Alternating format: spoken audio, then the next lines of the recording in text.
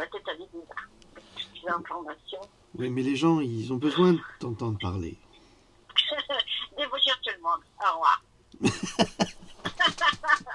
C'est du rapide aujourd'hui, mais bon, voilà.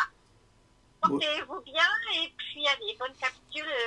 Encore très, très, très intéressante aujourd'hui. Ok. Bon, eh ben, Louloute, elle est pas très bien aujourd'hui, donc elle ne veut pas parler. Alors, on va commencer. Alors, on va déjà se mettre en condition.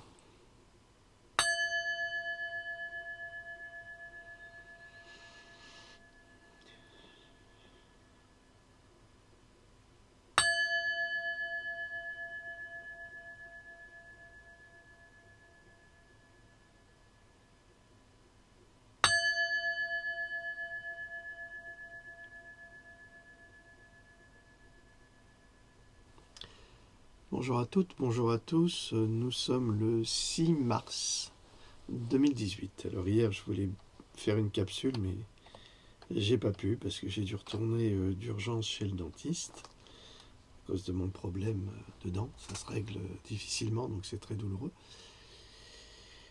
Et donc je me suis consacré à l'étude et ça en valait la peine. Je tenais très sincèrement à apporter et mon amitié et mon amour à toutes ces victimes des gilets jaunes. Parce que moi j'ai une alvéolite et ça fait un mal de chien. Et j'ai réfléchi à la douleur de tous ces hommes et femmes qui ont été touchés au visage, qui ont perdu une partie de la mâchoire. Et je mesure la terrible souffrance de ces gens, de ces pauvres gens, de ces gilets jaunes, citoyens pacifistes, qui ont été massacrés et qui, au niveau de la mâchoire, vont souffrir de traumatismes pendant des mois, voire des années. Ceux qui ont perdu un œil, c'est pas beaucoup mieux, parce que c'est un traumatisme au niveau du nerf optique, il n'y en a plus, il n'y a plus rien, enfin bref. Au niveau de la tête, enfin, tout ça c'est monstrueux. Ce que fait Macron et Castaner, c'est monstrueux. Ce sont des criminels et j'espère qu'ils paieront pour ces crimes. Parce que ce qu'on fait subir à ces gens, c'est une honte absolue. J'aurais bien voulu aussi parler de ce qui se passe là, de cette scission, le combat des chefs au niveau des gilets jaunes, mais alors bien sûr, il y aura toujours des choses à dire sur les uns et sur les autres. Mais je crois que ce n'est pas le moment, justement. Il faut plutôt se resserrer, il faut plutôt se ressouder, plutôt que de se séparer, parce que c'est exactement ce qu'ils veulent, ce que l'oligarchie voudrait et ce que Macron voudrait. Donc on ne peut pas toujours avoir les meilleurs, hein, c'est certain, mais pour l'instant c'est ce qu'il y a. Donc soit les Gilets jaunes font une assemblée constituante et désignent leur propre leader, leur propre chef, soit vous gardez ce que vous avez et vous restez soudés. Voilà, ça c'est la parole Gilets jaunes. Maintenant, je vais encore vous parler de rougeole, de la vraie rougeole et de la vraie science. Et ça tombait à pic parce que cette nuit, comme j'ai pas pu dormir, je suis tombé sur un article relayé par Boursorama.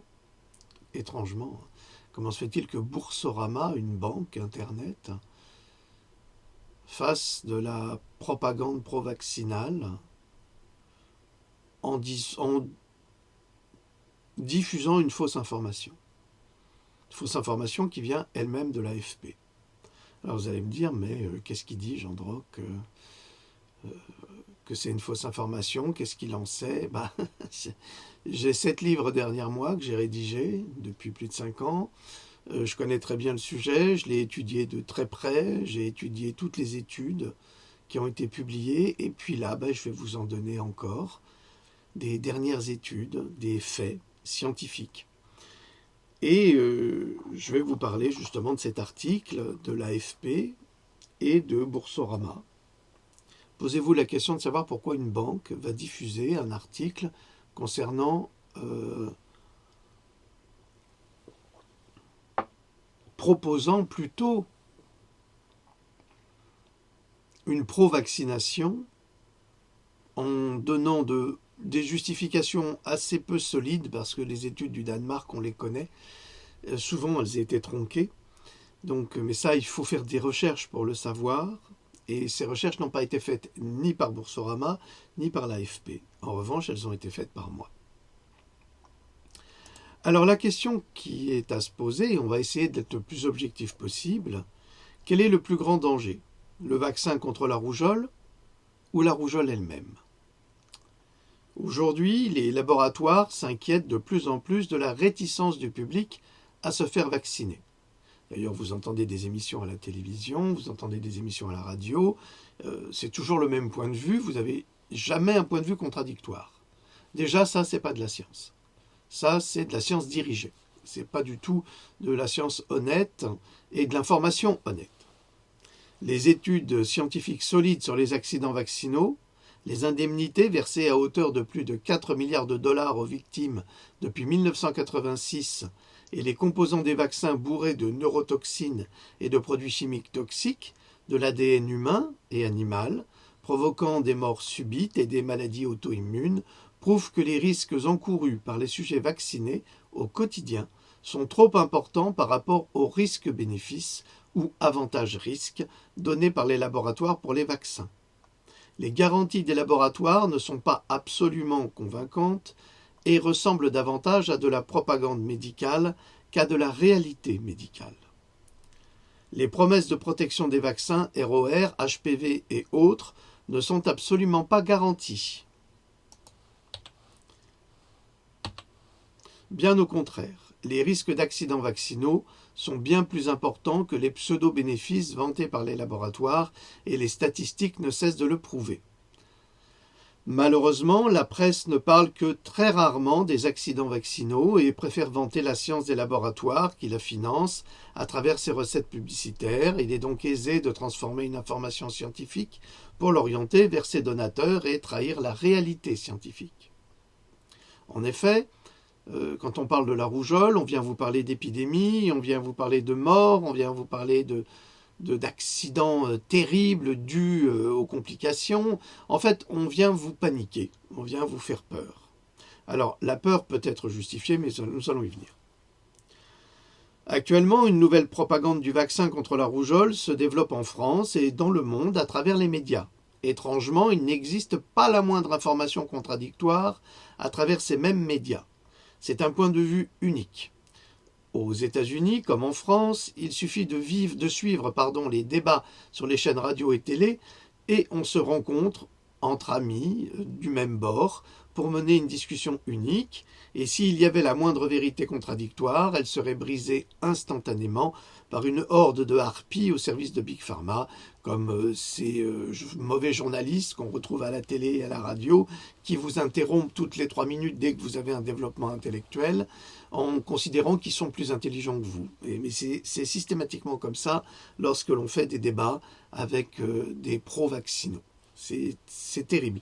C'est de la dictature absolue, mais ces gens sont dressés pour cela.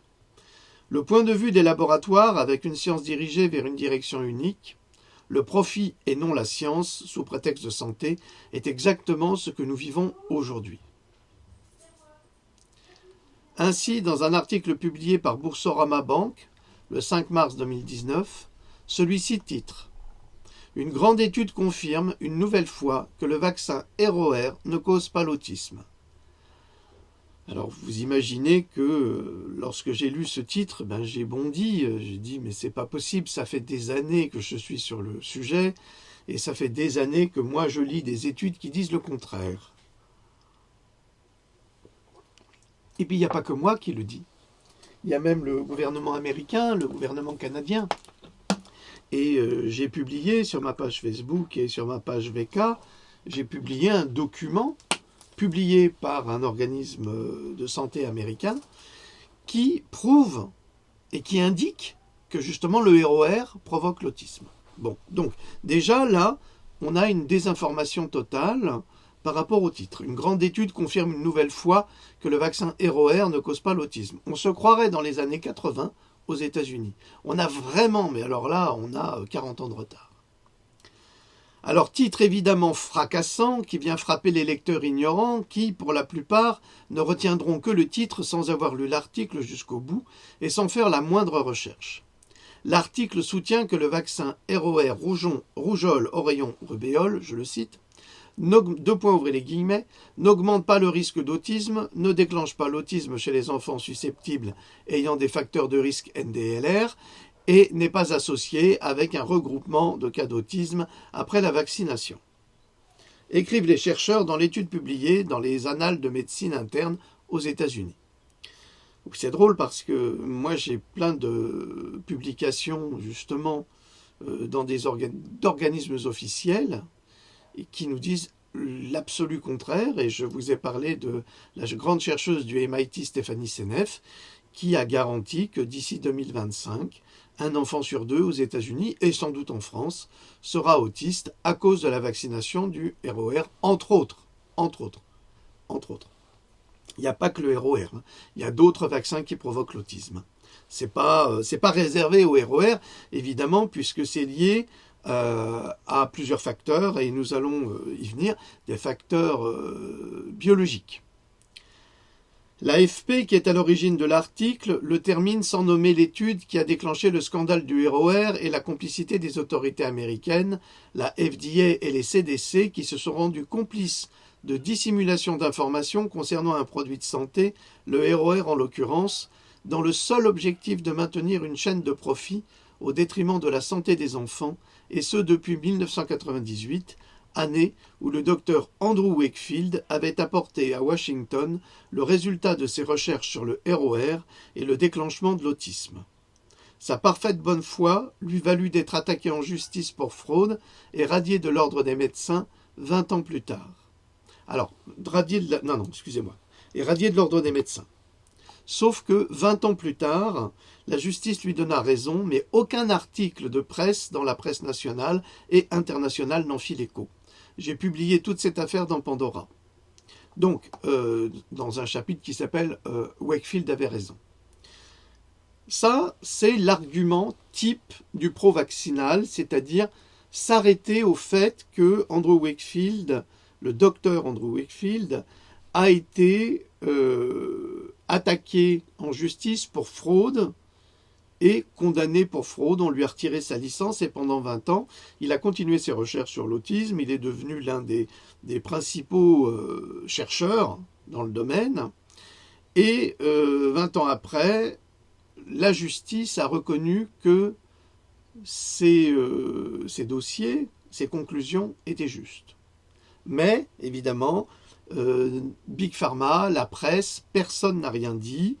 Pour continuer à entretenir le mensonge, évidemment, il vaut mieux vendre le ROR que de dire la vérité sur le sujet.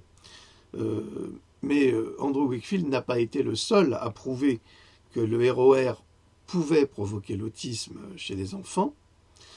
Un autre médecin dont je vais vous parler, enfin c'est pas un médecin, c'est un chercheur, c'est le docteur Brian Hooker, l'a prouvé également, et ce avec un témoignage formel d'un membre du CDC qui a avoué connaître la fraude et avoir été complice de diffusion du vaccin malgré les faits que le ROR provoquait l'autisme.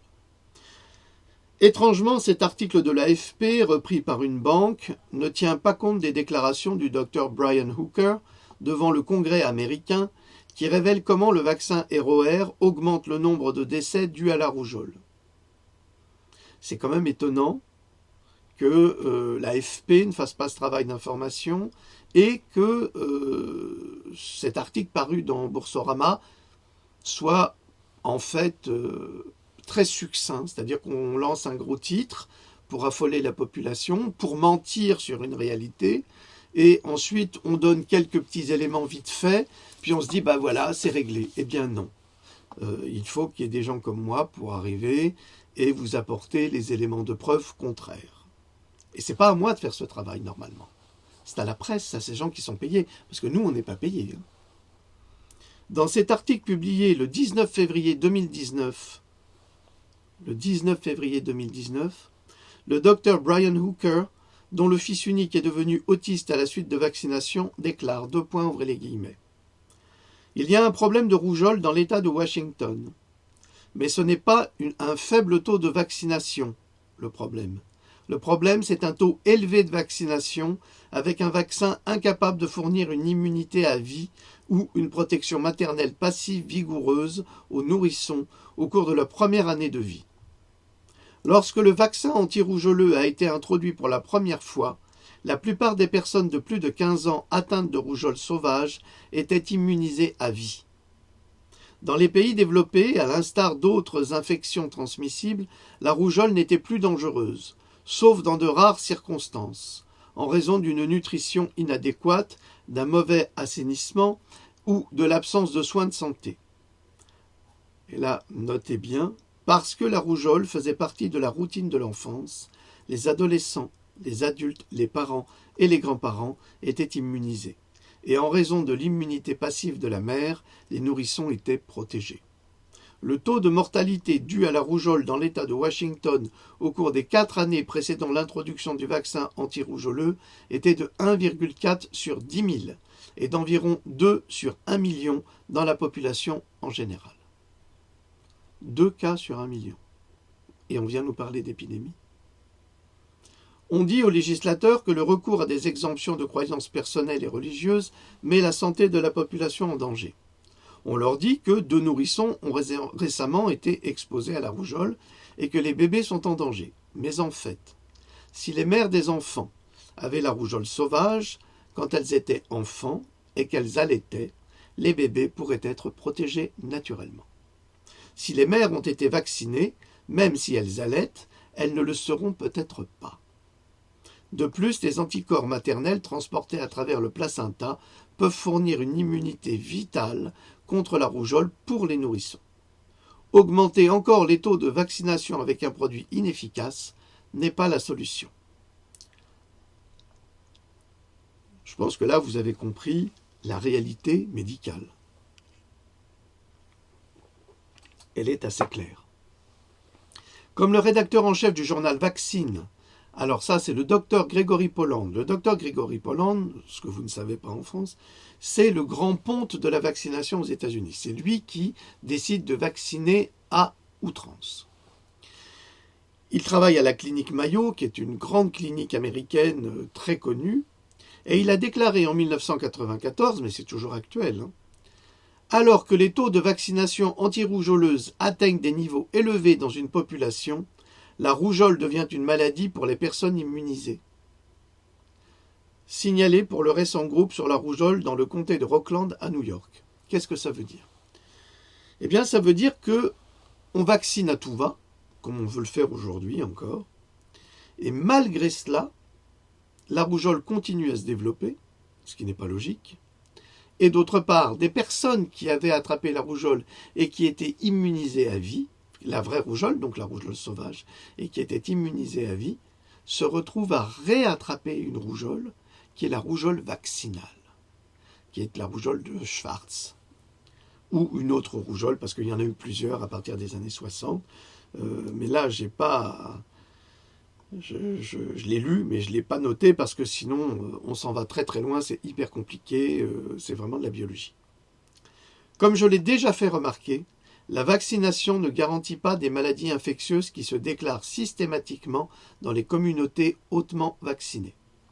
La vaccination ne garantit pas des maladies infectieuses, c'est-à-dire qu'elle ne protège pas forcément contre les maladies pour lesquelles elles sont faites, ces vaccinations, et des maladies infectieuses qui se déclarent systématiquement dans des communautés où les gens et les enfants sont hautement vaccinés. Les éclosions de coqueluches en sont un exemple. Elles sont dues à des problèmes liés à la portion acellulaire du vaccin DTaP et TDAP, créant aussi des porteurs asymptomatiques. Alors qu'est-ce que ça veut dire? Un porteur asymptomatique est une personne qui a été infectée par un agent pathogène, mais qui ne présente aucun signe ni symptôme. Bien que l'agent pathogène ne les affecte pas eux-mêmes, les porteurs peuvent le transmettre à d'autres personnes ou développer des symptômes à un stade ultérieur de la maladie, signé le docteur Brian Hooker devant le Congrès des États-Unis. Et ça, c'est le 19 février 2019. Alors, qu'est-ce que ça veut dire? Ça veut dire que des gens qui sont vaccinés contre la grippe ou contre la rougeole peuvent ne pas déclencher la rougeole ou la grippe eux-mêmes, mais deviennent des véritables bombes bactériologiques parce qu'ils vont contaminer tout leur entourage. C'est ça aussi la vaccination. Et c'est ça que ne vous disent pas les laboratoires, et c'est ça que ne vous a pas dit Boursorama, et c'est ça que ne vous dira pas l'AFP. Pourtant, ces informations sont consultables, elles ne sont pas privées, elles ne sont pas réservées.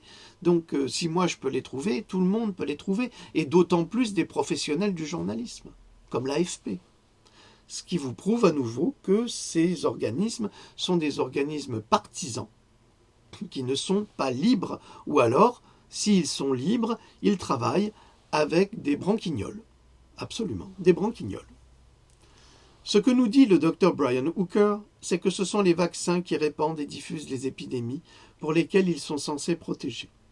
On comprend alors pourquoi une banque diffuse un tel article en France, car les bénéfices des ventes de vaccins vont inévitablement nourrir les caisses des banques et des actionnaires. Les banques travaillent pour et avec Big Pharma, c'est un ensemble inséparable.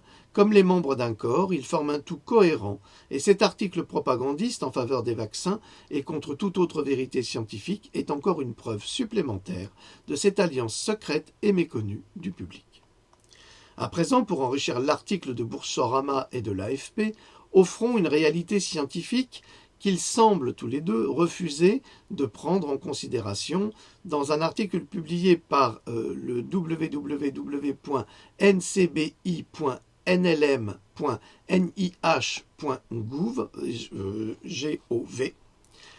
Le ROR a effectivement été lié à l'autisme, c'est ce que nous verrons au cours de cette conférence, et contrairement à ce que déclare l'article de l'AFP, qui ne semble pas avoir véritablement cherché à creuser dans les recherches scientifiques afin de livrer au public français un article partisan encourageant une vaccination dangereuse, en rassurant faussement un public qui ne fait pas de recherche et qui se contente de ce qu'on lui dit.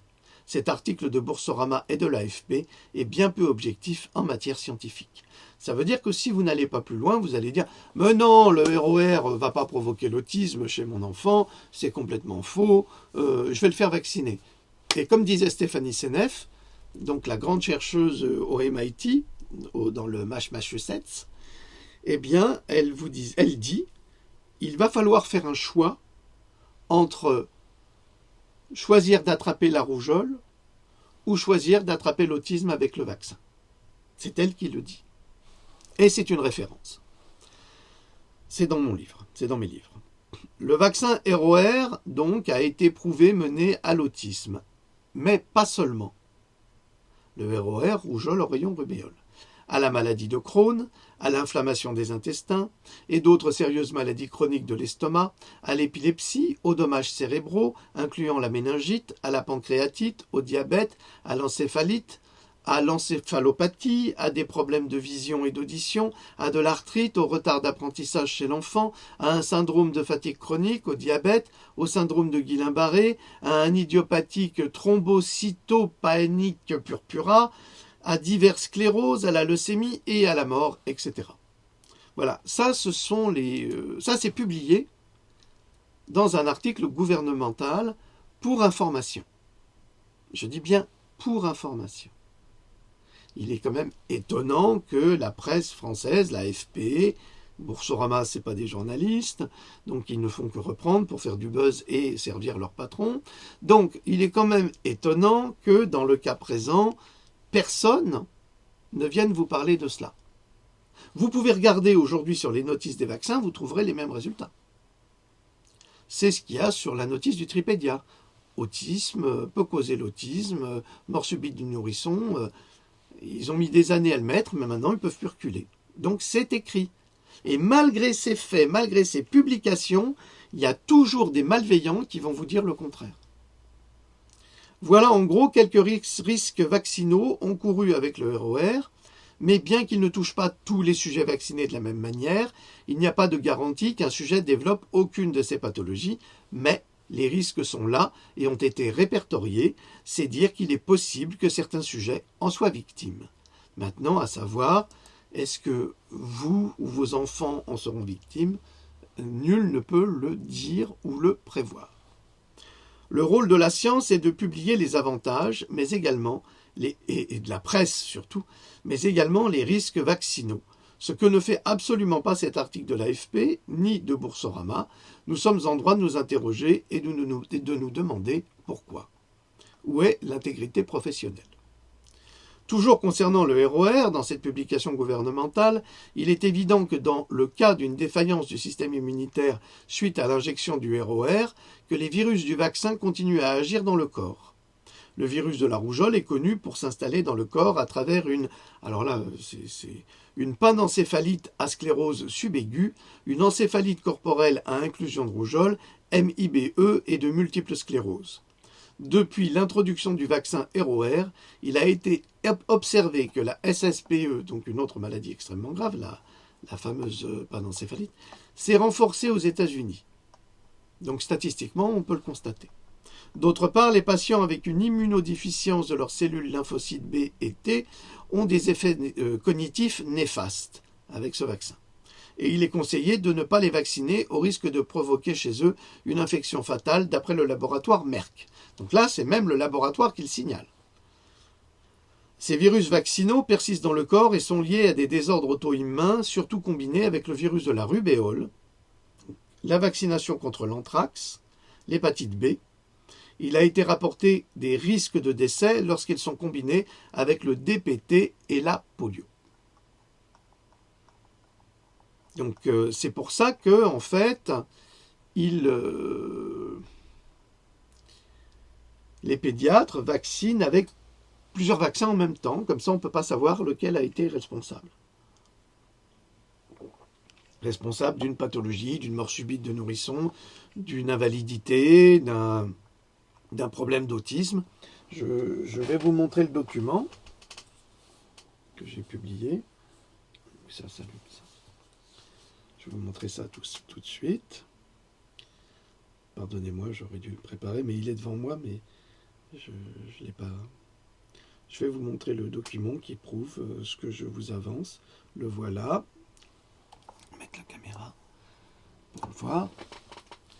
Vous voyez l'adresse, vous voyez la petite flèche, et vous voyez toutes les maladies qui sont consécutives au vaccin RER. Voilà. Je n'invente rien, je n'invente d'ailleurs jamais rien. Et c'est cela qui les gêne énormément. Je ne fais que reprendre des publications scientifiques que je cherche pendant des heures et des heures, et je les compile afin de vous faire une conférence, un exposé qui vous permette de comprendre la réalité vaccinale. Alors, une récente épidémie de rougeole à Vancouver, au Canada, 9 cas, épidémie 9 cas. Et près de Portland, dans l'Oregon, et une précédente épidémie avec au moins 70 cas à Disneyland, comme par hasard, une épidémie qui est ciblée à un endroit. Alors quand c'est ciblé à un endroit, c'est pas possible. Ça, c'est fabriqué. En janvier 2015, on provoquait un tollé médiatique. Pourtant, à Disneyland, 5 des cas de rougeole avaient une couverture vaccinale complète. Ce qui nous prouve que le vaccin anti-rougeoleux ne confère qu'une immunité temporaire, voire pas du tout. Il est clair que pour les autorités sanitaires, il n'y a pas d'échec de la vaccination, car la rougeole a sévi dans les populations hautement vaccinées. Mais c'est une preuve évidente d'un échec du vaccin, car chacun le sait à présent, contrairement au vaccin, une véritable infection par la rougeole sauvage confère une immunité à vie. Donc vous voyez que là, il y a vraiment des choses qui ne fonctionnent pas. C'est en dehors de toute logique. Et dès que c'est en dehors de toute logique, on peut On peut imaginer qu'il s'agit d'un véritable mensonge. Mais, alors entre guillemets, mais certains experts médicaux ont également exprimé leur inquiétude au sujet des 5 patients qui ont contracté la rougeole malgré la vaccination complète. Leur cas met en évidence un aspect moins connu du vaccin anti-rougeoleux, le fait que même ceux qui se font vacciner courent un faible risque de tomber malade, en particulier les personnes âgées immunisées dans les années 1960, 70 et 80. Oui, mais là, c'était des jeunes, c'était à Disneyland. C'est le docteur Jeffrey Dach, DACH, qui a publié ce passage.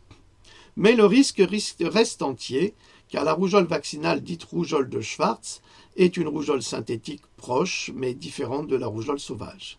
Aujourd'hui, nous savons que certains vaccinés meurent davantage de la vaccination que de la rougeole, et pourtant, certains médecins irresponsables déclarent « Je dirais que toute personne qui ne sait pas qu'elle a reçu 2 doses devrait recevoir 1 dose de vaccin », a déclaré le Dr James Cherry, professeur de recherche à l'UCLA et rédacteur en chef du Textbook of Pediatric Infectious Disease. Obtenir une 3e dose est également sans danger, a-t-il déclaré.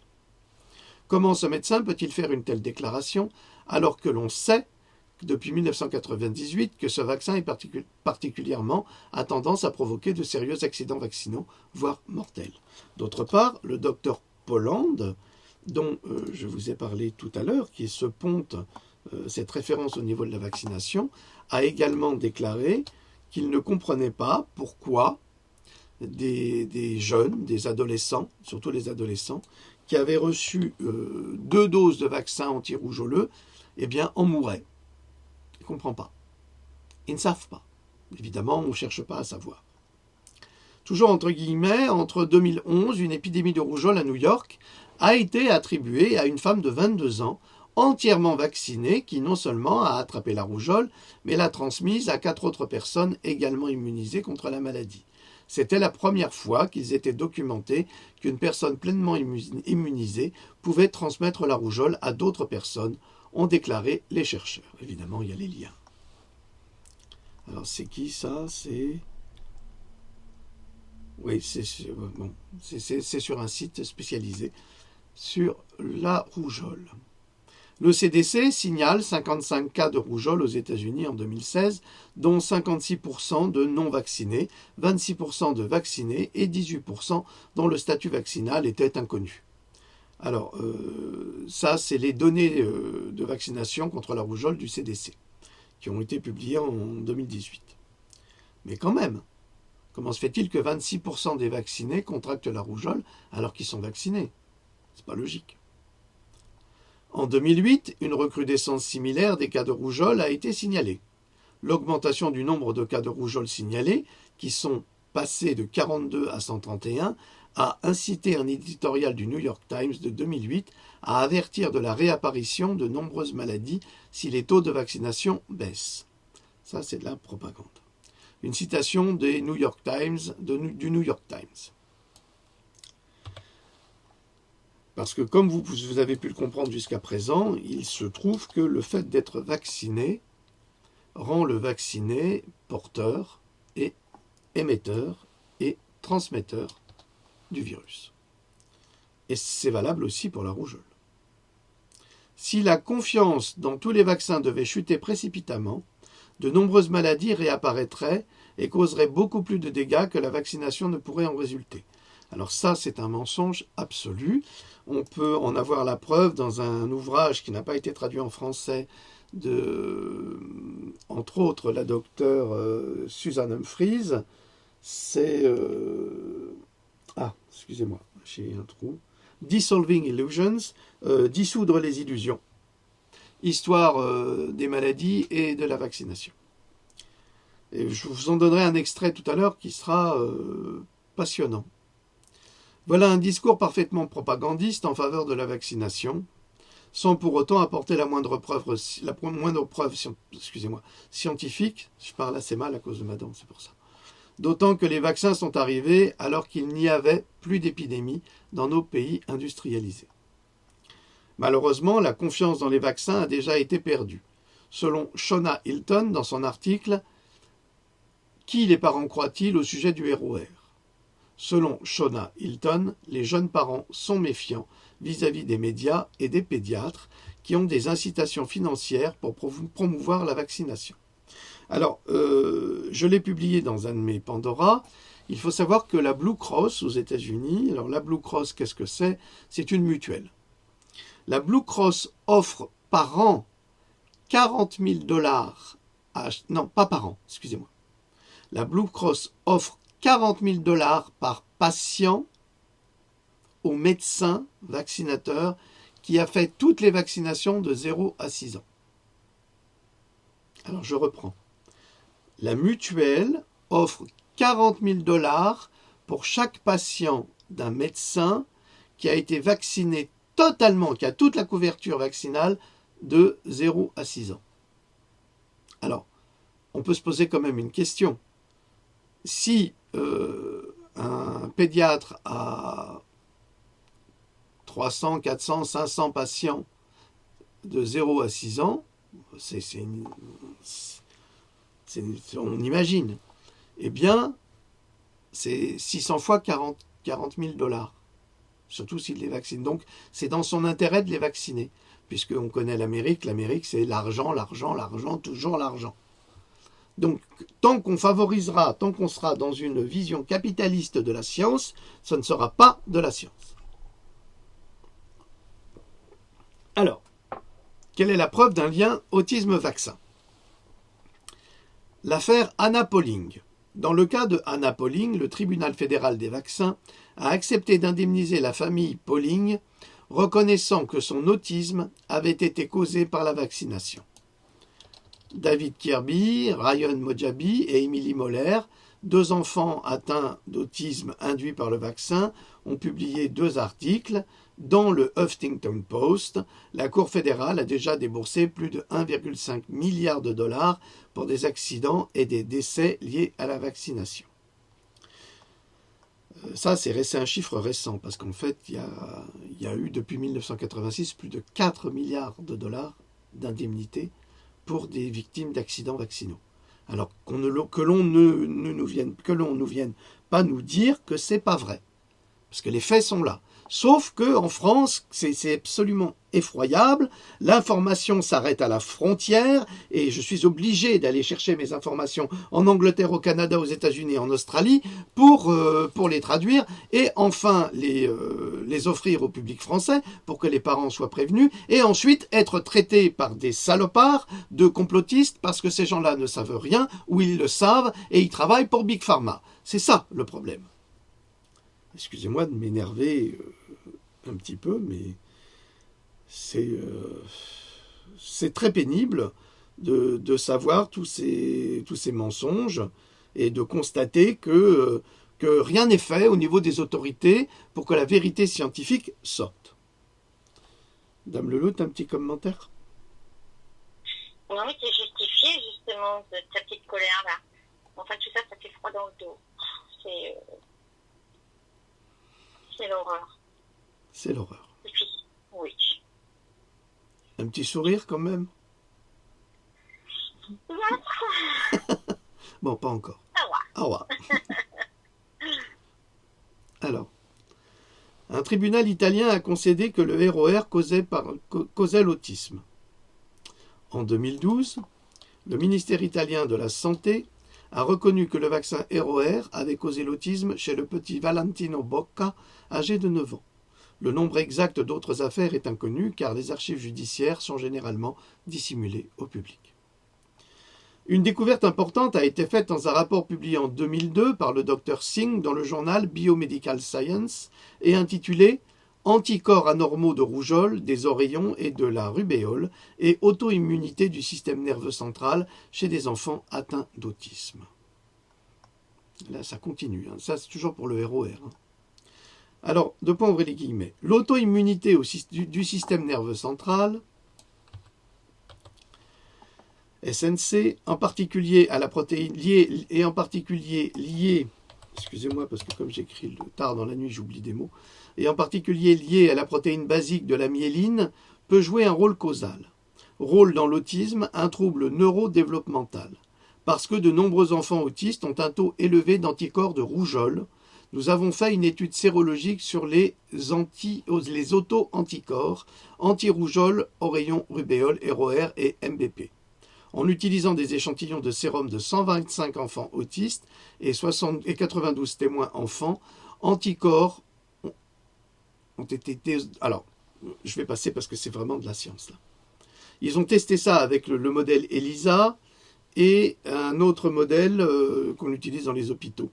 Alors ELISA, on l'utilise aussi pour la maladie de Lyme. Alors l'analyse ELISA a montré un effet significatif avec augmentation du niveau d'anticorps ROR chez les enfants autistes. L'analyse par immunoblot a révélé la présence d'un anticorps ROR inhabituel dans 75 sérums autistiques sur 125, mais pas dans les sérums de contrôle. Donc en clair, qu'est-ce que ça veut dire? Ça veut dire que effectivement, le ROR provoque l'autisme chez certains enfants. L'autisme est un problème précoce du développement du système nerveux central, à ne pas négliger l'étiologie et la pathogénèse. Le désordre cause un sévère déficit des fonctions mentales supérieures, de l'interaction sociale, le langage, la communication, l'imagination et la connaissance. Alors que l'autisme atteint plus d'1 demi-million d'Américains, et beaucoup plus dans le monde, très peu d'informations sur l'étiologie et la pathogénèse de la maladie. Les théories actuelles des facteurs génétiques, des facteurs immunitaires, des facteurs environnementaux, des facteurs neuronaux et d'autres encore, facteurs non identifiés. Donc là, ce que ça nous dit, c'est qu'il n'y a pas seulement que le vaccin contre le ROR ou contre l'hépatite ou contre n'importe quel autre vaccin qui aurait tendance à pouvoir provoquer des maladies auto-immunes et de l'autisme. Il y a aussi des facteurs environnementaux, il y a quelques facteurs génétiques, mais pour cela, c'est assez facile de s'en rendre compte puisqu'il faut avoir au moins un des deux parents qui était autiste. Donc là, c'est génétique, ça passe, ok. Mais il y a des facteurs immunitaires, donc faiblesse immunitaire. Il y a les facteurs environnementaux, avec les polluants, avec les glyphosates. Et ça, Stéphanie Seneff l'a prouvé. Et puis, il y en a d'autres. Il y en a d'autres, et de très importants. Et qui, eux, malheureusement, sont liés au vaccin. En raison d'une mauvaise régulation immunitaire chez les enfants autistes, nous avons concentré notre attention sur le mécanisme auto-immun de la pathogénèse dans l'autisme. Parce que les maladies auto-immunes sont généralement suspectées d'être déclenchées par le virus. Nous avons récemment étudié la sérologie virale et constaté que beaucoup d'enfants atteints d'autisme avaient des anticorps antivirus de la rougeole, mais non d'anticorps de l'herpès virus humain 6 ou le cytomégalovirus ou le virus de la rubéole. Alors là, le truc, c'est que c'est très intéressant parce qu'il y a plusieurs facteurs déclencheurs. Et puis il y a même plusieurs facteurs déclencheurs dans le vaccin. Et on va y venir. De plus, le niveau élevé d'anticorps anti-rougeole était fortement associé aux auto-anticorps du cerveau, ce qui nous conduisait à une association post-pathologique et à l'auto-immunité dans l'autisme. Pour déterminer plus en détail la source de cette infection par la rougeole, nous avons exploré la possibilité d'un anormal ou d'un incident de réponse des anticorps au ROR avec l'auto-immunité. Comme décrit ici, plusieurs enfants atteints d'autisme ont des anticorps inhabituels contre le ROR, qui ont montré une association avec auto-anticorps antiprotéines de base de la myéline, utilisés comme marqueur de l'auto-immunité. Bon, c'est un peu compliqué tout ça. Je vais passer pour revenir à des choses plus historiques et plus simples à comprendre. Parce que après vous allez me dire, ouais, on ne comprend rien de ce qu'il dit. Je comprends. Hein. Mais moi, j'ai des difficultés, hein, vous inquiétez pas. Hein. Des fois, je relis 4, 5, 6 fois pour bien comprendre le système. Je vais chercher des références. Enfin, c'est pour expliquer. C'est pas évident. C'est évident pour personne. Parce que ce travail-là devrait être fait par des scientifiques. Pas par un chercheur en sciences humaines. Alors, les auteurs ont donc découvert des taux élevés d'anticorps dirigés contre le vaccin ROR. Et donc, c'est une réaction auto-immune par rapport au vaccin qui peut également provoquer. Alors, en se basant sur ces preuves, nous suggérons qu'une réponse d'anticorps inappropriée contre le ROR, en particulier son composant rougeole, pourrait être liée à la pathogénèse de l'autisme. Voilà, ça c'est une des raisons. À la lumière de ces nouvelles découvertes, nous suggérons qu'une proportion considérable de cas d'autistes pourrait résulter d'une infection à rougeole atypique qui ne provoque pas d'éruption cutanée, mais provoque des symptômes neurologiques chez certains enfants. La source de ce virus pourrait être une variante MV ou le vaccin ROR. Ah, alors là, ça change tout. Parce que là, on a des preuves scientifiques que chez certains enfants, l'injection du vaccin ROR aurait cette tendance à provoquer l'autisme, à cause du virus de la rougeole. Un deuxième article publié en 2003 par le même groupe de recherche a confirmé ces conclusions. Alors ça c'est les trois savants, Singh, Vijendra, Ryan et Jensen. Niveau élevé d'anticorps contre la rougeole chez les enfants atteints d'autisme. Et voilà. Neurologie pédiatrique, publié 28.4 en 2003. Un autre groupe de recherche a trouvé des anticorps antinucléosomes élevés chez des enfants autistes. Ce sont des auto-anticorps dirigés contre l'ADN de l'enfant. Et alors là, ça va devenir très intéressant. Leur étude a été publiée dans le Journal of Neuroinflammation en 2014, intitulée « Anticorps sériques spécifiques des antinucléosomes en tant que marqueur de l'auto-immunité chez les enfants autistes ». Alors je sais que vous ne comprendrez pas tout, mais ce n'est pas grave. Au moins, vous aurez le grand tableau. Ça vous permettra de comprendre que c'est bien plus compliqué que ça. Que ça ne se résume pas à dire oui, le vaccin est responsable. Oui, d'accord, le vaccin est responsable, mais là, je vous donne les réponses. Pourquoi il est responsable? À cause de quoi? Alors, une neuroinflammation dans le cerveau associée à des effets profonds, dysrégulation du système immunitaire, conduisant au développement rapide du trouble de spectre de l'autisme, donc le TSA, chez les enfants génétiquement prédisposés. Voilà. Alors maintenant, on ne peut pas savoir, comme ça, je suis pédiatre, je vais faire vacciner votre fils avec ou votre fille avec un ROR, je ne peux pas savoir, en tant que médecin, si cet enfant est génétiquement disposé à répondre défavorablement avec le virus de la rougeole asymptomatique qui est dans le vaccin. Vous comprenez?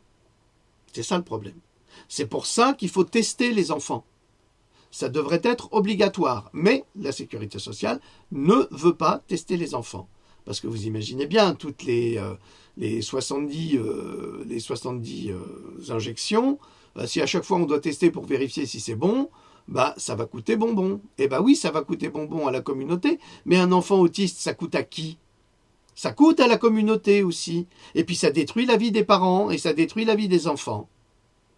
Donc là, on voit que on ne travaille pas dans l'intérêt de la santé des enfants, ni en France, ni aux États-Unis, ni nulle part. Cet article a été publié par Noriega et le docteur Noriega, et c'est la dysrégulation immunitaire dans les troubles du spectre autistique, publié dans le Journal européen de pédiatrie.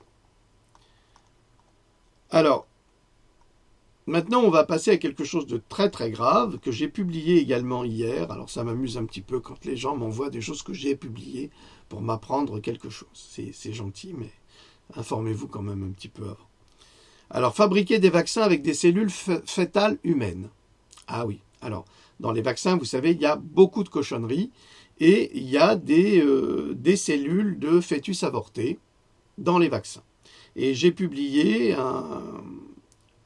comment ça s'appelle?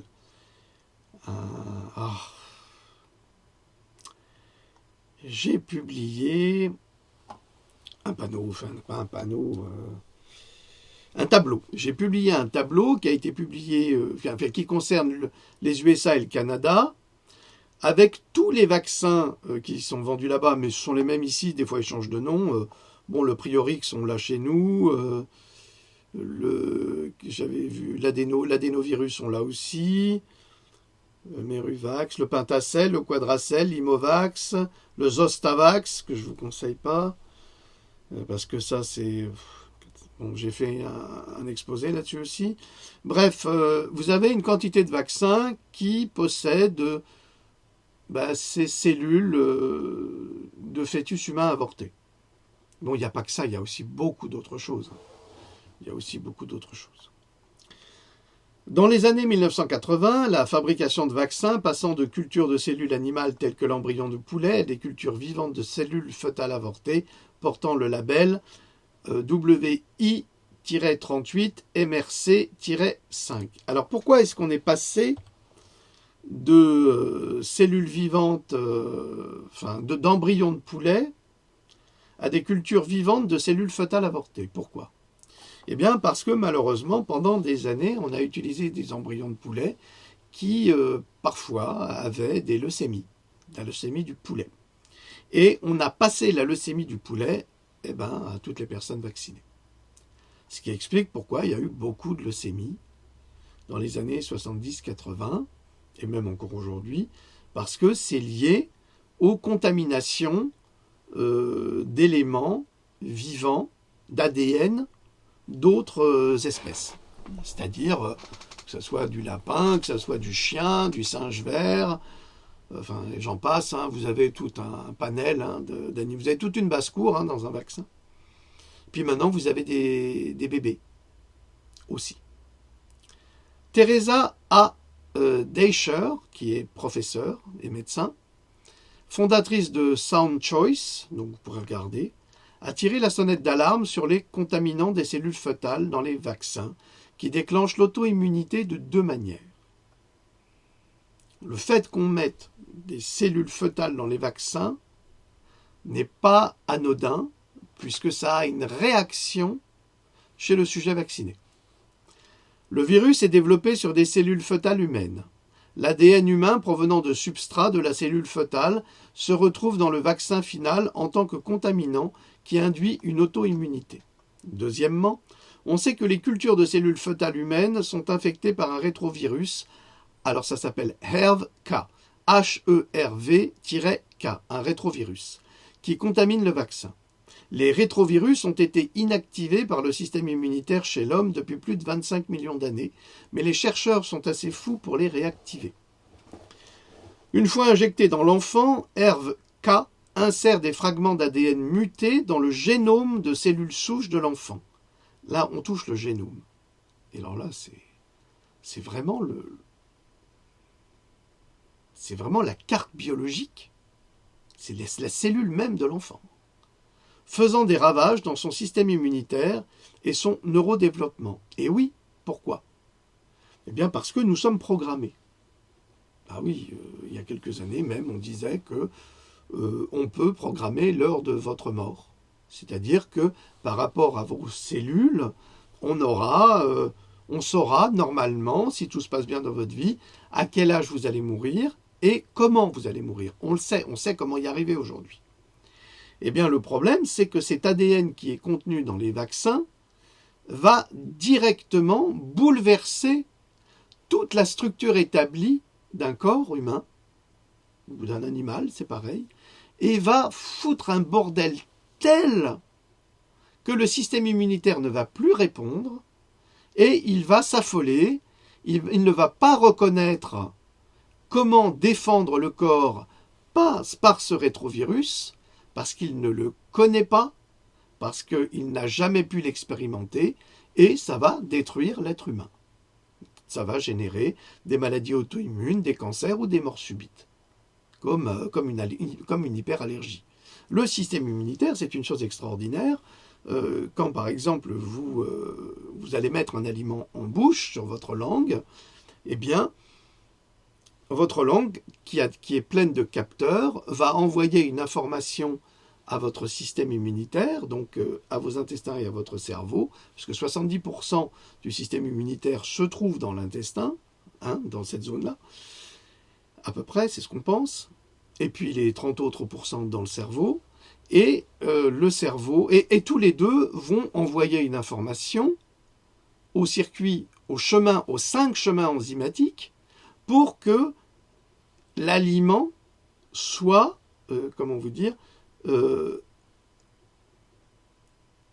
immédiatement pris en charge par le chemin enzymatique qui le concerne. C'est pour ça que l'être vivant, c'est une machine extraordinaire. Je crois que c'est C'est quelque chose d'exceptionnel dans l'univers. C'est magnifique. Le vivant, c'est magnifique. C'est passionnant d'ailleurs. La rougeole n'était pas grave avant le vaccin.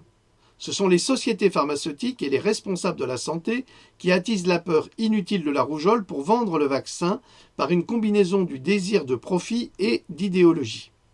Si l'industrie pharmaceutique est capable de produire un vaccin anti-rougeoleux sans les neurotoxines et l'ADN humain, pourquoi pas? C'est ce que ça c'est moi qui le dis. C'est-à-dire que moi je suis tout à fait d'accord qu'on nous fasse des vaccins, mais sans ces neurotoxines et sans ces ADN humains et animaux.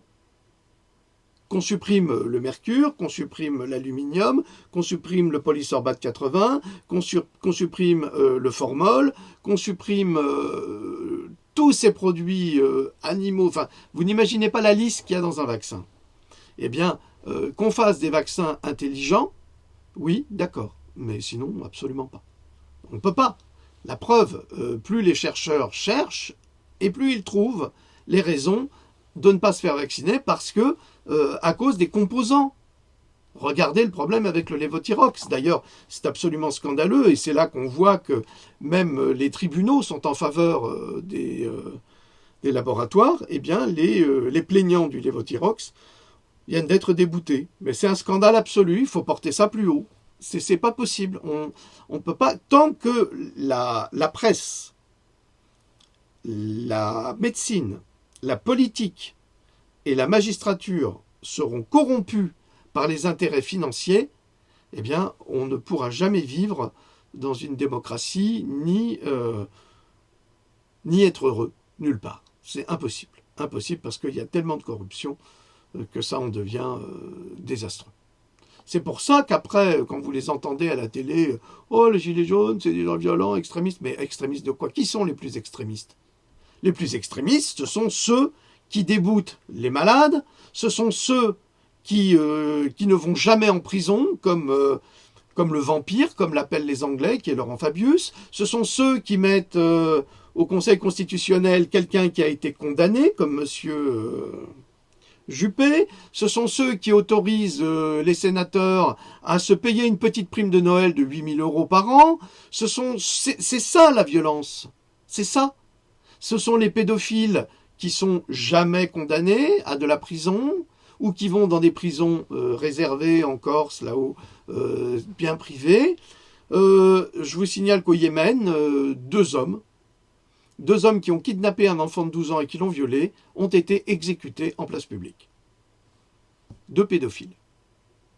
Voilà une justice expéditive concernant des criminels. En France, ces criminels, ils font de la politique. Et on a des idiotes qui vont voter des lois et qui vont baisser l'âge de la maturité sexuelle. Non mais attends, on marche vraiment sur la tête. On est chez les débiles, là. On est vraiment chez les débiles. Et on laisse faire. Et là, on entend le Premier ministre Philippe qui, par rapport au grand débat, va dire « Ah oui, c'est sûr, il faut que les gens s'attendent à beaucoup de déceptions. » Non mais attends, ton patron va faire de la propagande sur notre dos avec notre argent, et ensuite tu nous dis à nous qu'on va être déçus, comme si on ne le savait pas. Tu nous prends vraiment pour des imbéciles. C'est vraiment la fabrique des crétins, hein, et des assassins. Excusez-moi. J'en étais où, moi? Voilà, je vais reprendre. Si l'industrie pharmaceutique est capable de produire un vaccin anti-rougeoleux sans les neurotoxines et l'ADN humain, pourquoi pas? Puisqu'elle retirera les risques d'accidents vaccinaux. Mais si elle en est incapable, chaque citoyen est en droit d'accepter ou non un vaccin. Ça s'appelle le consentement éclairé. D'ailleurs, pourquoi les jeunes adultes attrapent-ils une maladie réservée à l'enfance? Pourquoi personne, et pas le moindre scientifique pro-vaccinal, n'en parle? Tout simplement parce que, enfants, ils ont été vaccinés et n'ont pas pu développer la maladie, qui est une nécessité pour que le système immunitaire fasse évoluer la protection du sujet. Lorsqu'un jeune adulte développe la rougeole, c'est son système immunitaire qui tente de rattraper le temps perdu pour passer à un stade de protection supérieur. Puisqu'une fois attrapée, la rougeole, normalement, immunise le sujet à vie. s'il s'agit de rougeole sauvage, car la rougeole vaccinale est une maladie synthétique qui ressemble à la rougeole, mais qui n'est pas vraiment la rougeole. C'est le Canada Dry de la science. C'est ce que l'on pourrait qualifier de produits dérivés. Au niveau mondial, il y a environ 158 000 décès qui surviennent chaque année victimes de la rougeole. Ils sont principalement dus aux complications telles que la pneumonie et l'encéphalite. Les décès sont devenus rares en Europe grâce au système de santé performant. On compte en moyenne un décès pour 3000 cas de rougeole déclarés. Avec la rougeole, tout le monde peut développer des complications, mais les personnes les plus vulnérables sont les personnes immunodéficientes, les femmes enceintes, les nourrissons de moins d'1 an, surtout si les mères n'ont pas développé la rougeole enfant et donc n'ont pas les anticorps et les éléments nutritifs suffisants pour protéger le bébé. Les complications sont plus fréquentes chez les... Mais attendez, on n'a pas besoin de le vacciner nécessairement, on a des solutions. Les complications sont plus fréquentes chez les adultes.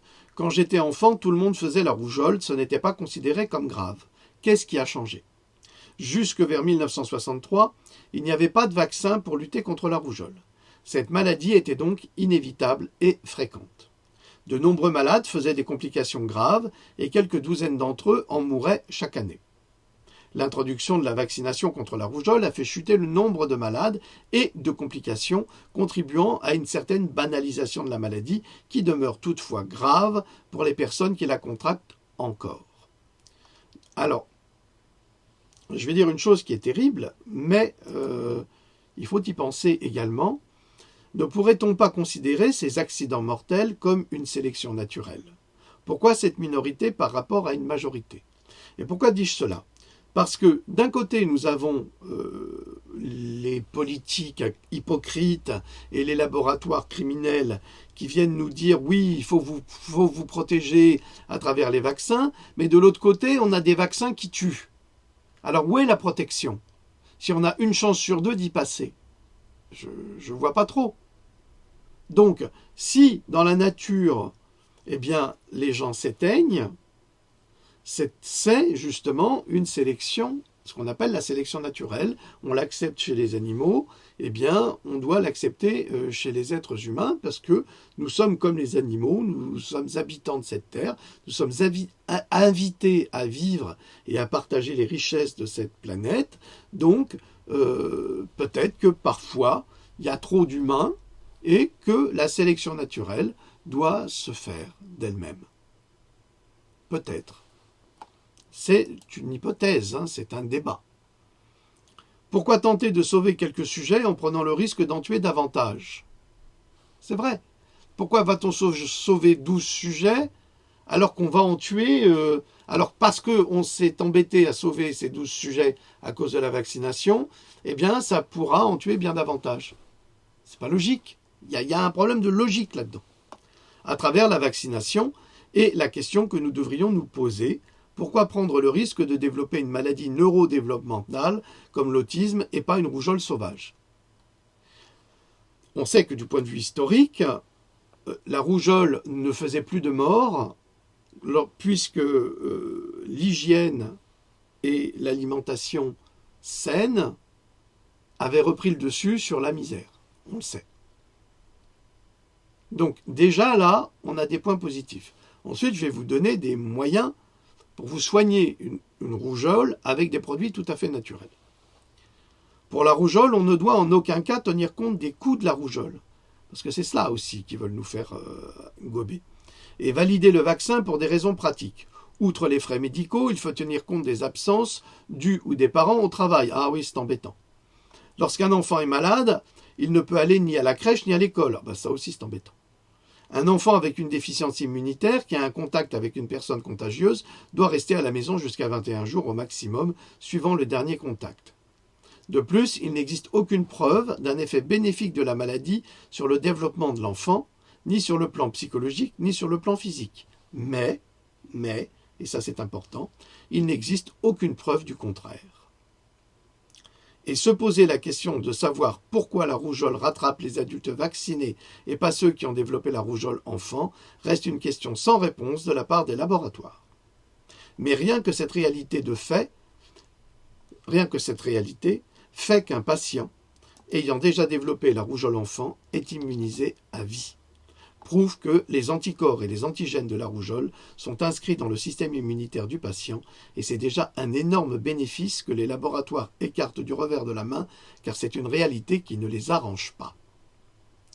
Concernant le développement de l'autisme, Teresa A. Deicher, professeur et médecin, chercheur donc, a publié un article important révélant des points de changement de l'incidence de l'autisme dans divers pays, aux États-Unis, au Royaume-Uni, en Australie et dans les pays scandinaves. Alors là, par rapport à l'article de l'AFP et de Boursorama, les pays scandinaves, ils sont en plein dedans. Là, on va voir une véritable étude. Ces points de changement correspondent à l'année, au cours de laquelle ces pays ont introduit des vaccins utilisant des cultures de cellules fœtales humaines avortées. L'article du Dr Deicher a été publié en 2014 et peut être lu et consulté ici, vous le verrez dans Pandora 6, il y a le lien, c'est en anglais. Impact de facteurs environnementaux sur la prévalence du trouble autistique après 1979 par Teresa A. Deicher, et qui contredit complètement l'article publié par l'AFP. Il existe un point de variation de l'incidence de l'autisme aux États-Unis correspondant à l'introduction de 3 vaccins différents dérivés de cellules fœtales humaines, ce qui prouve que le contenu des vaccins a véritablement une incidence sur le développement de l'autisme. La docteure Teresa Deicher a établi les points suivants. Alors, l'épidémie actuelle d'autisme est mondiale, ce qui n'est pas logique.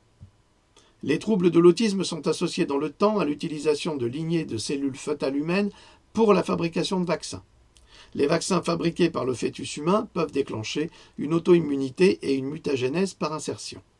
Les risques liés aux vaccins pour enfants contenant de l'ADN de fœtus humain et des contaminants de fragments rétroviraux. Celle-ci apporte une expertise biologique extrêmement avantageuse dans la recherche des causes de l'autisme chez les enfants vaccinés et complète de nombreuses autres études.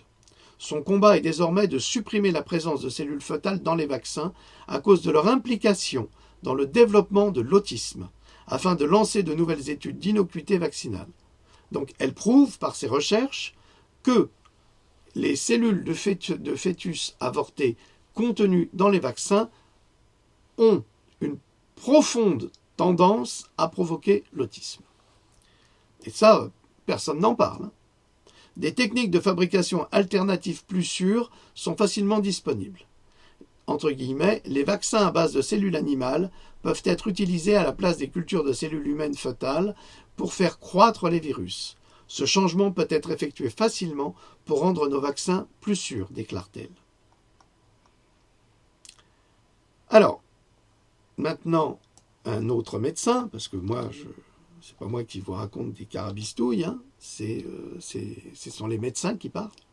Selon la docteure Bernadine Healy, directrice de l'Institut national de la santé, le NIH, en 1991, il existe des études scientifiques publiées et révisées par des pairs qui appuient l'idée d'une association entre l'autisme et les vaccins. Étrangement, l'article de ce matin n'en parle pas. Au lieu de s'opposer à toutes les vaccinations, le docteur Healy suggère de modifier le calendrier de vaccination pour les rendre plus sûrs, comme l'avait proposé le docteur Andrew Wakefield dans l'affaire du ROR, vacciner plus tard et surtout moins jeune. Ainsi, le calendrier de vaccination peut être rendu plus sûr en attendant que le système immunitaire de l'enfant soit mieux développé après l'âge de 2 ans. Alors, en passant du vaccin ROR combiné à des doses individuelles, en évitant le thimerosal, donc qui est du mercure, et en évitant les vaccins à virus vivant, et évidemment avec des cellules fœtales humaines. Quelle est la plus grande menace aujourd'hui, autisme ou rougeole, est la question que l'on est en droit de se poser. Pour la senior chercheuse Stéphanie Senev du MIT, la réponse est simple, pas de vaccin du tout, à cause des augmentations du nombre de cas d'autisme depuis 30 ans.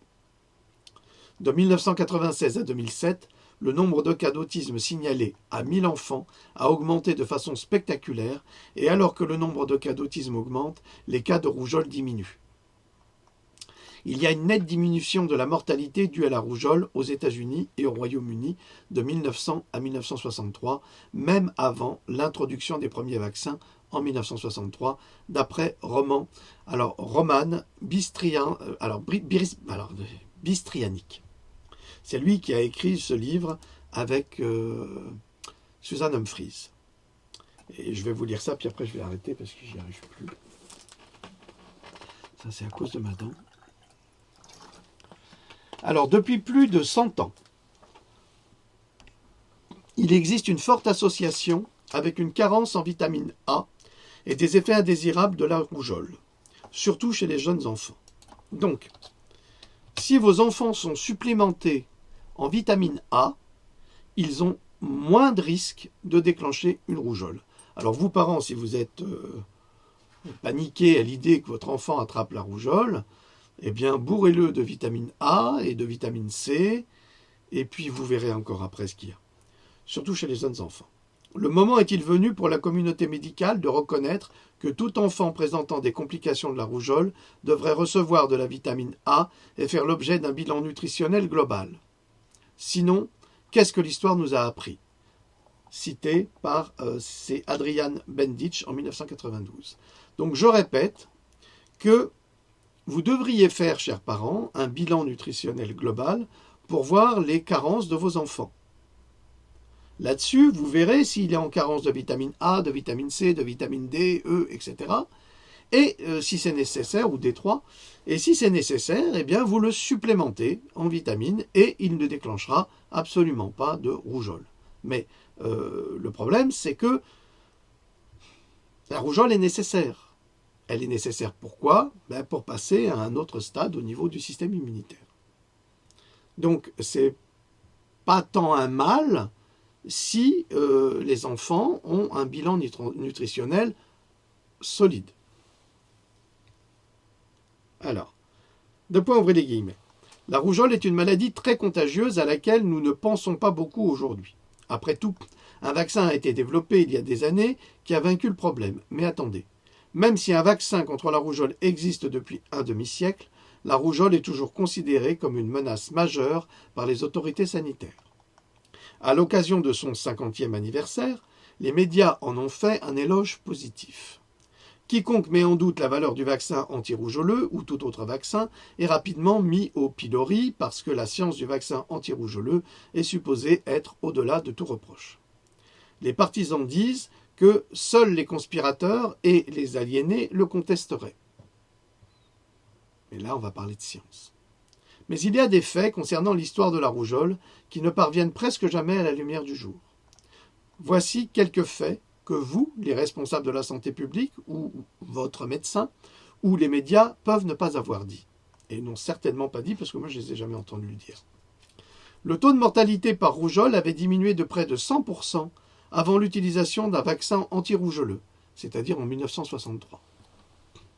Est-ce que je dois répéter cette phrase? Le taux de mortalité par rougeole avait diminué de près de 100% avant l'utilisation d'un vaccin anti-rougeoleux. Au cours des années 1800, la rougeole était une cause notable de décès. Des épidémies se produisent toutes les quelques années, provoquant un afflux important des enfants dans les services hospitaliers locaux. À Glasgow, en Angleterre, de 1807 à 1812, la rougeole a représenté 11% de tous les décès. Entre 1867 et 1872, 49% des enfants d'un orphelinat de Paris atteints de rougeole sont décédés. À partir du milieu, 1867-1872, on peut fortement imaginer que les enfants étaient sous-alimentés. À partir du milieu des années 1800, le nombre de décès dus à toutes les maladies infectieuses, y compris la rougeole, a commencé à diminuer. Dans les années 1930, en Angleterre et aux États-Unis, les chances de mourir de la rougeole étaient tombées à 1 à 2%. Un vaccin contre le virus de la rougeole, KMV, est entré en vigueur aux États-Unis en 1963. Ce que vous n'avez peut-être pas entendu, c'est qu'en 1963, le taux de mortalité par rougeole aux États-Unis avait déjà diminué d'environ 98%. C'est ce que j'arrête pas de vous dire, que les vaccins sont arrivés après la fin des épidémies. Et ils se sont glissés là en disant, maintenant il n'y a plus d'épidémie, on va vous protéger. Et puis après, ils ont modifié leur discours. Parce qu'ils n'ont rien protégé du tout, ils ont ravivé les épidémies. Et quand j'entends que c'est le vaccin contre la variole qui a éradiqué la variole, mais alors là, c'est à pisser de rire. Déjà au XIXe siècle, on savait que le vaccin contre la variole provoquait la variole. Mais enfin, c'est toujours une question de connaissance. Certains États de la Nouvelle-Angleterre, et d'ailleurs c'est même l'OMS, qui a demandé au laboratoire de cesser de fabriquer le vaccin contre la variole à cause de tous les effets et tous les accidents liés à ce vaccin. Et ils ont compris qu'en fait, il valait mieux pas toucher à la variole et qu'elle s'éteindrait toute seule avec l'hygiène. Et c'est exactement ce qui s'est passé. C'est l'hygiène, messieurs, dames. L'hygiène, les avancées de l'hygiène, l'eau potable, enfin aujourd'hui elle est plus si potable que ça, l'eau potable et la qualité de l'alimentation qui a permis d'éradiquer les épidémies, pas les vaccins. Certains États de la Nouvelle-Angleterre n'ont connu aucun décès dû à la rougeole. Au cours de cette année, l'ensemble de la Nouvelle-Angleterre, le Maine, New Hampshire, Vermont, Massachusetts, Rhode Island et Connecticut n'ont eu que 5 décès attribués à la rougeole. Les décès par asthme étaient 56 fois plus nombreux. Alors, 5 décès par la rougeole, alors qu'on est en train de nous balancer un matraquage médiatique en disant que c'est la maladie du siècle, ça va tuer tout le monde, et les décès par asthme étaient 56 fois plus nombreux, les accidents 935 fois plus nombreux, les accidents de la route 323 fois plus nombreux, les autres accidents 612 fois plus nombreux, et les maladies cardiaques 9500 fois, 560 fois plus importantes. 5 cas de rougeole, hein, comparé à tout ça. Et c'est une épidémie. Alors qu'est-ce qu'on va dire les accidents de voiture? C'est une épidémie d'accidents de voiture? Hein? Et les accidents domestiques, c'est une épidémie d'accidents domestiques? Qu'est-ce que ça veut dire ça? Les maladies cardiaques, c'est à négliger? 9560 fois plus importantes que la rougeole en statistique. En Angleterre, le vaccin anti-rougeoleux a été introduit en 1968. À ce stade, les décès par rougeole étaient extrêmement rares. Les taux de mortalité actuels dus à la rougeole en Angleterre avaient chuté de presque 100%. Alors, Roman Bystrianyk, co-auteur avec la Dr Susan Humphries de Dissoudre les illusions, les maladies, les vaccins et l'histoire oubliée. Le vaccin anti-rougeoleux serait-il en fait le principal responsable des épidémies de rougeole, puisque le taux de mortalité par rougeole avait diminué de près de 100% avant l'utilisation du vaccin anti-rougeoleux. Je ne sais pas, vous avez peut-être une idée. Au Royaume-Uni, l'introduction du vaccin anti-rougeoleux, en 1968, je l'ai dit, moi. Oui, c'est ça. Alors c'est 68 ou 63, selon les référents. A été un succès. Le vaccin contre la rougeole à virus vivant a permis de réduire le nombre de cas de rougeole et d'éviter environ 100 décès par an. Mais avant 1963, donc c'est bien 63, c'est ce que je pensais, la mortalité par rougeole était déjà tombée à un niveau très bas grâce à l'amélioration du niveau de vie, l'amélioration de la nutrition et aux mesures sanitaires.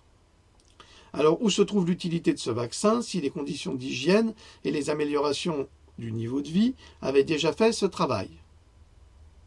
Le médecin canadien, le docteur Don Miller, déclare à propos de l'autisme causé par le vaccin ROR: « Depuis que le vaccin anti-rougeoleux a été généralisé dans ce pays, cette maladie a pratiquement disparu et a permis d'éviter 100 décès par an. Mais maintenant, au lieu de cela, plusieurs milliers d'enfants en développement normal deviennent autistes après avoir reçu leur vaccin ROR, appelé autisme régressif. Il représente environ 30% des 10 000 à 20 000 enfants atteints d'autisme au Canada chaque année. » Il déclare: « Évitez les vaccins contenant du thymérosal, c'est du mercure, composé à 50% de mercure. Évitez les vaccins contenant des virus vivants. Cela comprend le vaccin combiné contre la rougeole, les oreillons et la rubéole, le virus de la varicelle et le vaccin de la poliomyélite à virus vivant, le virus Sabin. » Alors ça, je crois que c'est celui qu'on mettait sur le sucre. Alors celui-là, il est uniquement réservé aux pays du tiers-monde ou en voie de développement. Il est interdit chez nous. Ah oui, parce qu'ils ont compris que quand vous vaccinez avec ce vaccin au sucre, vous devenez vous-même un contaminateur. Attendez jusqu'à l'âge de 2 ans pour commencer, puis ne vaccinez pas plus d'une fois tous les 6 mois, un vaccin à la fois, afin de laisser au système immunitaire suffisamment de temps pour récupérer et se stabiliser entre les injections. Absolument. Mais pour des raisons pratiques et des raisons financières, on préfère vacciner à tout va. On va faire, vous avez déjà vu ces photos épouvantables, où on voit un enfant à qui on fait une injection dans chaque bras et dans chaque jambe.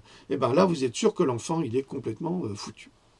Et lui, ce médecin, qu'est-ce qu'il dit? Attendez jusqu'à l'âge de 2 ans pour que le système immunitaire de l'enfant se constitue, pour commencer, puis ne vaccinez pas plus d'une fois tous les 6 mois, un vaccin à la fois, afin de laisser au système immunitaire suffisamment de temps pour récupérer et se stabiliser entre les injections.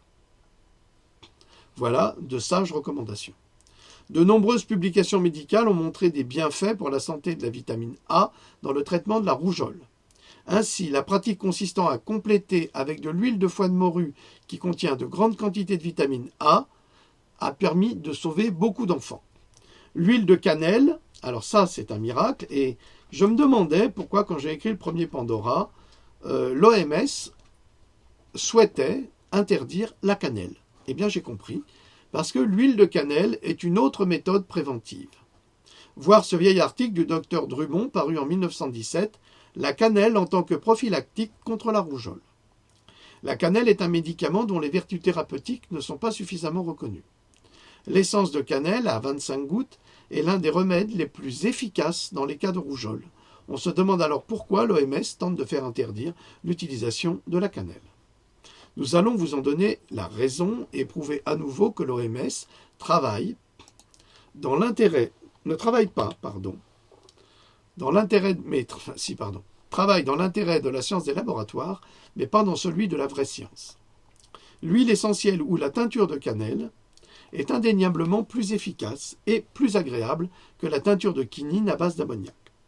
Le docteur W.B. Drummond affirme également que la cannelle peut prévenir et soigner la rougeole comme il a pu l'expérimenter sur 20 enfants contaminés et soignés avec la cannelle en poudre dans leur alimentation durant 4 semaines. Alors d'une part, les enfants se sont régalés, pour une fois qu'on mange bien à l'hôpital, et d'autre part, ça les a soignés. La rougeole allemande, parce que c'était la rougeole allemande à l'époque, n'est pas une maladie grave, mais certainement une grande nuisance, en particulier dans une institution. L'objectif principal de cette note est de suggérer que l'action de la cannelle doit être utilisée en tant que prophylactique contre la rougeole, pas seulement pour la rougeole allemande, mais pour la rougeole elle-même. Cette maladie est responsable de tant de décès que tous les produits capables d'en diminuer les effets mortels doivent être employés, signé par le docteur W.B. Drummond en 1917. Ainsi, les découvertes du docteur Drummond mettaient les bases de la guérison en place, en reprenant la phrase que l'on attribue à Hippocrate, que la nourriture soit ta médecine et que ta médecine soit ta nourriture. Dans les années 1940 et 1950, la disponibilité de systèmes de réfrigération, de fruits et légumes améliorait le niveau de nutrition des enfants. Ceci explique la réduction spectaculaire de la mortalité par rougeole avant l'introduction du vaccin anti-rougeoleux en 1963. Aujourd'hui, nous vivons dans une société de la malbouffe qui ne peut contribuer à la bonne santé des enfants et de leurs parents, les rendant plus fragiles et plus susceptibles de développer des maladies. Donc, nous devons accepter un compromis en termes d'avantages et de risques des vaccins. Plutôt que de nier les effets indésirables des vaccins, nous devrions discuter ouvertement de la manière de rendre le calendrier de vaccination plus sûr, comme le suggèrent le docteur Don Miller et le docteur Bernardine Healy. Et même le docteur Andrew Wakefield. Nous devons également suivre les conseils du docteur Teresa Deicher, qui conseille aux parents de refuser les nouveaux vaccins à base de cellules fœtales, car ils pourraient être l'un des déclencheurs environnementaux de l'épidémie d'autisme en fonction des points de changement dans les diagrammes d'incidence. Des vaccins de remplacement sont disponibles et doivent être rendus disponibles par les laboratoires qui ne perdront pas d'argent en le faisant, à moins que leur véritable intention soit de nuire. Et là, je vais vous en apporter la preuve. Je sais, c'est une très très longue capsule, mais elle est fondamentale. En 2009, le laboratoire Deerfield a inséré des virus vivants de la grippe aviaire dans ses vaccins distribués dans 18 pays du monde pour être injectés aux patients sous forme de vaccins contre la grippe. Alors, est-ce que vous vous rendez compte de ce que ça veut dire? Ça veut dire qu'un laboratoire met le virus de la grippe aviaire ou le virus de la grippe espagnole dans un vaccin qui va vous être injecté, soi-disant pour vous prémunir de la grippe. Alors que vous allez non seulement être injecté par le virus, mais vous allez tomber malade et vous allez émettre le virus, le transmettre, vous allez être une bombe bactériologique. Voilà ce qu'a fait ce laboratoire d'Airfield en 2009. Une telle erreur va transformer les vaccinés comme porteurs de ces souches hautement virulentes de la grippe aviaire qui vont infecter la population mondiale et provoquer une mortalité généralisée. Cette erreur a été découverte par le Laboratoire national de microbiologie du Canada. L'Organisation mondiale de la santé a été immédiatement alertée et la panique s'est répandue alors que des experts de la santé se sont posé la question de savoir comment cela avait-il pu se produire. Deux points ouvrez les guillemets, les échantillons non contaminés par le virus de la grippe aviaire, utilisés par les laboratoires de 3 pays voisins, contaminés par la société Baxter International Incorporated en Autriche, suscitaient l'inquiétude quant à la propagation potentielle de cette maladie mortelle. L'Autriche, l'Allemagne, la Slovénie et la République tchèque, ce sont les pays dans lesquels les laboratoires ont été touchés par des virus dangereux, pas par des commandos bioterroristes, mais bien par le laboratoire Baxter. En d'autres termes, l'un des principaux acteurs pharmaceutiques mondiaux semble avoir perdu le contrôle d'un virus considéré par de nombreux virologues comme l'un des composants qui mènera un jour à une nouvelle pandémie. Le laboratoire Baxter a agi avec beaucoup de légèreté et même comme une organisation de terrorisme biologique en envoyant des échantillons de virus mortels à travers le monde. Si l'on envoie une enveloppe remplie d'anthrax à son sénateur, on est arrêté en tant que terroriste. Alors pourquoi Baxter, qui a envoyé des échantillons d'une souche virale beaucoup plus meurtrière au laboratoire du monde entier, s'est-il échappé en s'excusant platement? Mais il y a une question plus importante. Comment cette société a-t-elle pu accidentellement mélanger des virus de grippe aviaire vivants, H5N1 et H3N2, dans leur forme humaine, dans un vaccin contre la grippe? La contamination virale était-elle intentionnelle? La réponse pourra paraître choquante, mais ça n'aurait pas pu être un accident. Pourquoi? Eh bien parce que Baxter International adhère au BSL-3. Le BSL-3, c'est un niveau de biosécurité 3. Un ensemble de protocoles de sécurité en laboratoire qui empêchent la contamination croisée des matériaux, et malgré cela, la contamination a été faite et produite à grande échelle. Pourquoi fabriquer une grippe rendue hyper contagieuse et la diffuser comme vaccin contre la grippe dans différents pays? Alors ça, c'est une question qui est bonne à se poser, mais je vais y répondre. Le personnel de ce laboratoire a une formation spécifique à la manipulation d'agents pathogènes et potentiellement mortels. Il est supervisé par des scientifiques compétents et expérimentés dans l'utilisation de ces agents. Cette zone est considérée comme une zone neutre ou chaude. Toutes les procédures impliquant la manipulation de matériel infectieux sont conduites dans le cadre de tests biologiques, armoires de sécurité et autres dispositifs de confinement physique ou portés par du personnel portant des vêtements et un équipement de protection individuelle approprié. Le laboratoire dispose de caractéristiques techniques et de conception spéciales. Soit Baxter n'a pas respecté les protocoles de production, soit une personne mal intentionnée appartenant au laboratoire a sciemment fabriqué cette bombe bactériologique avec l'intention de nuire à l'humanité. Ça fait un peu les 12 singes. Il se trouve qu'une pandémie mondiale de grippe aviaire vendrait beaucoup de vaccins contre la grippe aviaire, bien que certaines personnes naïves aient du mal à croire que les entreprises mettraient en danger l'humanité pour gagner de l'argent. C'est pourtant précisément la façon dont certaines entreprises se comportent, comme Enron, Exxon, Merck, DuPont, Monsanto. Bon, ça a été publié dans un article. En fait, nous supposons que la grippe de 1918, la pandémie qui a tué jusqu'à 50 millions de personnes dans le monde, a été intentionnellement déclenchée par l'armée américaine en injectant aux militaires des vaccins expérimentaux contre la grippe contenant des virus vivants. Cela a commencé dans plusieurs villes simultanément. Il n'y a pas de point d'origine unique avec la grippe de 1918. Elle semble avoir surgi spontanément dans plusieurs villes en même temps, y compris sur une base militaire au Kansas. Comment les virus, ou le virus, est-il arrivé au Kansas à une époque où le trafic aérien était pratiquement inexistant? À travers les vaccins, bien sûr. Voilà, nous vivons une époque formidable. je ne pense pas que beaucoup de gens ont tenu 1h30. Mais en tous les cas, vous pourrez réviser vous-même cette vidéo avec des informations capitales, des preuves scientifiques qui contredisent ce terrible et mauvais article publié par Boursorama et l'AFP concernant la rougeole et l'autisme. Dame Loulou, un petit commentaire? Non, j'ajouterais simplement que ce sont vraiment des capsules à écouter et réécouter et réécouter. Tant elles sont riches en informations et qu'on ne peut pas tout enregistrer une première fois. Moi, je pense que vraiment, il y a des informations. Ça, c'est formidable le travail qui est encore fait aujourd'hui. Qui nous amène vraiment, je veux dire, qui nous amène à cette prise de conscience de toute cette mascarade, c'est gravissime tout ça. Et voilà, je pense que nous te remercions. Au revoir. Au revoir. Bon. Elle sait que j'aime pas les compliments, puis en plus elle en fait. Tu devrais pas. Tis-toi. Tis-toi. Au revoir. Au revoir. Voilà. Donc, nous vous remercions. Je vous rappelle que je ne suis ni complotiste ni conspirationniste, que je ne suis pas ce qu'on appelle un anti-vax, au contraire.